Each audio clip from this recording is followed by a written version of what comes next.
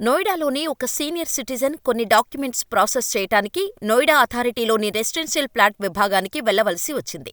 అయితే ఆ పెద్దాయన వెళ్లిన సమయంలో ఖాళీగా కూర్చొని కబుర్లు చెప్పుకుంటూ టైంపాస్ చేస్తూ ఉన్న అధికారులంతా ఆ పెద్దాయన్ని గంటల తరబడి నిలబడేలా చేశారు.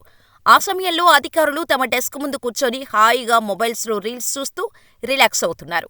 కానీ ఏ ఒక్కరూ కూడా ఆ పెద్దాయనకి మాత్రం సహాయం చేయటానికి కానీ, తన పని చేసి పెట్టడానికి కానీ ముందుకు రాలేదు. ఏవేవో సాకులు చెబుతూ ఆ పెద్దాయన్ని దాదాపు కొన్ని గంటలు ఆ ఆఫీస్ బయటే నిలబడేలా చేశారు. అయితే ఇదంతా సర్వేలెన్స్ కెమెరా చాలాసేపటి నుండి గమనించిన నోయిడా అథారిటీ సీఈఓ అక్కడి విషయం అంతా అర్థం చేసుకున్నారు. వెంటనే ఆయన ఆ పెద్దాయన సమస్యను త్వరగా పరిష్కరించాలని సిబ్బందిని ఆదేశించారు. తమ సీఈఓ ఆదేశాలను సైతం పట్టించుకోకుండా, ఆ పెద్దాయన పని చేసి పెట్టకుండా ఆలస్యం చేయటంతో ఆ విషయం తెలుసుకున్న సీఈఓ డైరెక్టుగా డిపార్టుమెంటును సందర్శించి, అందరు సిబ్బందిని కుర్చీల పక్కనే 20 నిమిషాల పాటు నిలబెట్టి, వారితో ఆ పెద్దాయన పని దగ్గరుండి చేయించారు. అందరి ముందే అధికారులందర్నీ పనిష్ చేసి నిలబడి మరీ ఆ పెద్దాయనకు సంబంధించిన పని చేయించి, ఆ పెద్దాయనను అంతసేపు వెయిట్ చేయించినందుకు ఆయనకు క్షమాపణలు చెప్పి పంపించేశారు ఆ సీఈఓ.